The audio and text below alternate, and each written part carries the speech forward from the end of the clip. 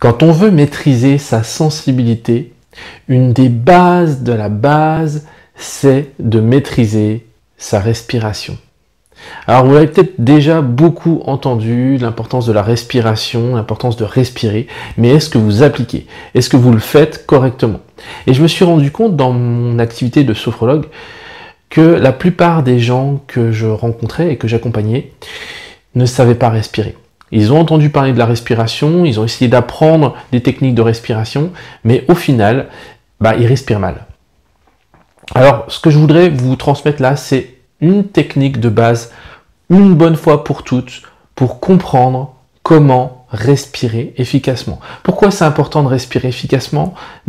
Vous savez, quand on a la sensibilité qui monte, quand on est vraiment dans un stress extrême, il y a plusieurs choses qui se passent dans le corps. Premièrement, il va y avoir effectivement des réactions physiques. Et on a peur d'avoir des réactions qu'on ne contrôle pas. On a peur de rougir, on a peur de transpirer excessivement des mains, de la moiteur, etc. On a peur que le cœur s'emballe, on a peur d'avoir une réaction qu'on ne contrôle pas tout simplement. Et la respiration permet de réguler ce truc-là et d'empêcher finalement d'arriver à des sensations physiques extrêmes de ce type-là. Et la respiration permet autre chose, elle permet aussi d'éviter le brouillard mental. Vous savez, quand on est dans un stress extrême, quand ça monte très très haut en stress, on a l'impression d'être coupé du mental, qu'on n'arrive plus à calculer, on ne comprend plus ce qui se passe autour de nous, c'est comme si ça disjonctait. Si ça vous est déjà arrivé, c'est que vous avez subi un stress énorme et à un moment donné, vous êtes comme coupé du monde extérieur. Et du coup, c'est très bizarre, c'est perçu très différemment des gens à l'extérieur qui vous prennent un petit peu pour quelqu'un dans la lune, quelqu'un qui est rêveur, etc. Alors qu'en fait, pas du tout. C'est simplement que vous gérez mal le stress et que à un moment donné, vous arrivez dans une sorte de brouillard mental. Et là, on peut vous parler, mais vous entendez plus ce qui se passe. Vous êtes, pour parler vulgairement, à l'ouest. Pour éviter ce truc-là, donc c'est pas un problème d'intelligence, bien au-delà. En général, ce que j'ai remarqué, c'est que les personnes les plus intelligentes sont celles qui doutent le plus et sont celles qui sont le plus soumises à ce genre de stress parce que l'activité mentale, justement, elle fuse. D'accord? Donc ça n'a rien à voir avec l'intelligence, au contraire. Par contre, il va falloir gérer ce problème de brouillard mental.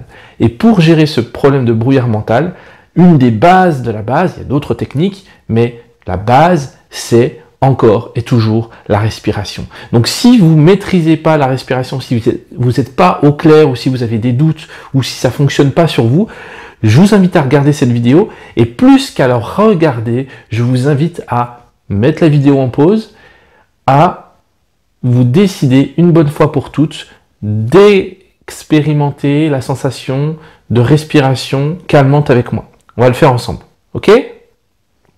Super.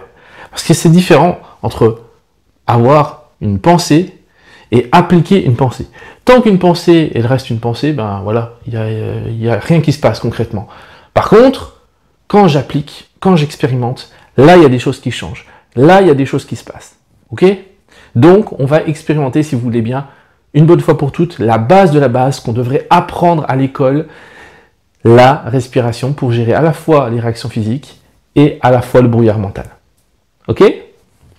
Alors, je vous invite à vous installer confortablement, donc sur une chaise ou dans votre fauteuil, et à fermer les yeux.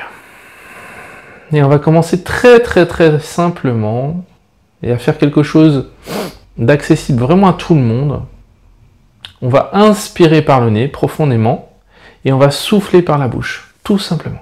J'inspire par le nez. Je souffle par la bouche.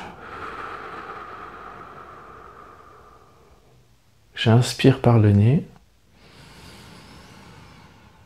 J'expire par la bouche. J'inspire par le nez. J'expire par la bouche. J'accueille les sensations.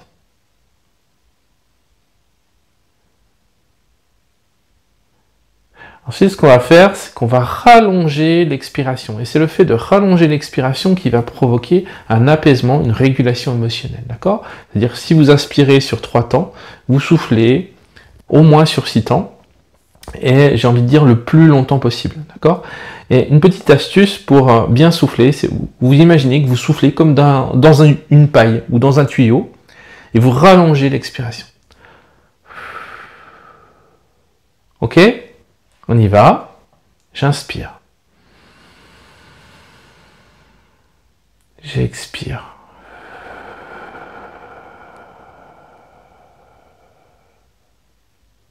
J'inspire.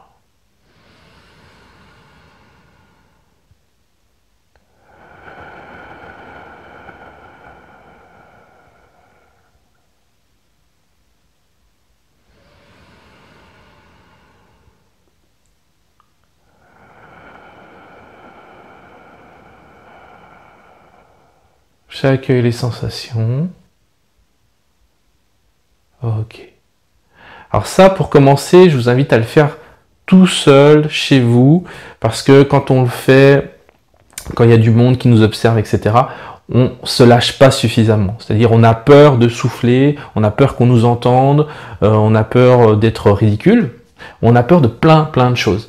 Donc, je vous invite à faire ce truc-là, à revoir cette vidéo en boucle. Tant que c'est pas maîtrisé, vous passez pas dessus. Vous revoyez ça en boucle et vous faites la respiration calmante. Ça s'appelle une respiration calmante. Simplement, j'inspire par le nez. J'expire par la bouche en rallongeant l'expiration comme si je soufflais dans un tuyau.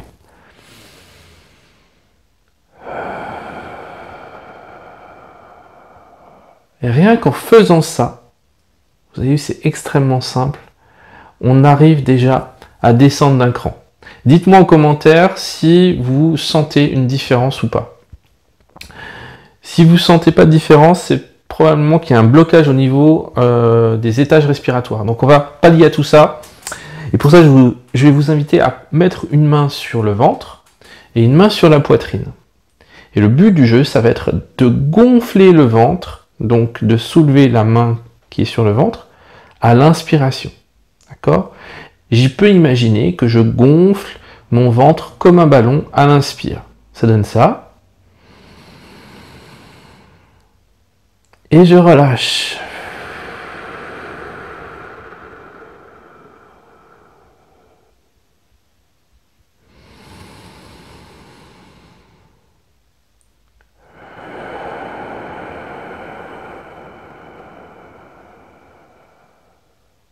Encore une fois, votre rythme.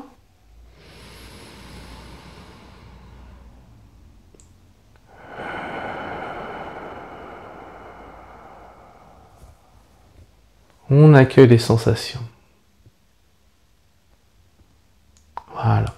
Et ça, c'est un exercice qui apaise vraiment, qui permet vraiment de réguler les émotions un petit peu trop chargées, un petit peu trop fortes, et qui permet de revenir un petit peu les pieds sur terre. Voilà, dites-moi en commentaire si cet exercice vous a aidé, si vous avez des difficultés à le faire, et je n'hésiterai pas à vous répondre. Voilà, à très bientôt, prenez soin de vous.